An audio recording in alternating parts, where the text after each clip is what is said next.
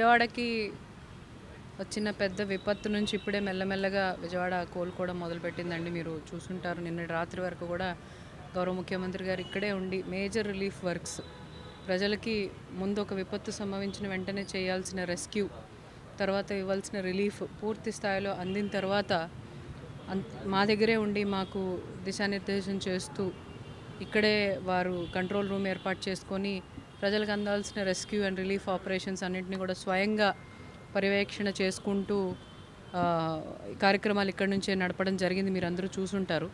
ఇప్పుడు అవి అయిన తర్వాత మనం క్రూషియల్ రీహాబిలిటేషన్ స్టేజ్కి వచ్చాము.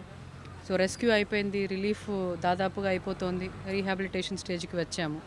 సో అందులో భాగంగా ముందు పెద్ద ఎత్తున నిన్నటి నుంచి కూడా ఎన్యూమరేషన్ స్టార్ట్ చేశాం. ఎక్కువ ఎఫెక్ట్ అయిన ఈ విజయవాడ చుట్టుపక్కల ప్రాంతంలో సుమారుగా 32 వార్డులు, 5 గ్రామాల్లో ఎన్యూమరేషన్ మొదలు పెట్టడం జరిగింది. సుమారుగా 2,32,000 ఫ్యామిలీస్ని యాజ్ పర్ GSWS డేటా, గ్రామ సచివాలయం డేటా ప్రకారం 2.5 లక్షల కుటుంబాలని మనం ఎన్యూమరేట్ చేయాలి అంటే సుమారుగా 1,50,000 ఈరోజు చేయటం జరిగింది. ఈరోజే గ్రామీణ ప్రాంతాల్లో కూడా చేయటం జరుగుతోంది. ఇప్పుడే ఒక గంట క్రితం యాప్ ఇచ్చారు.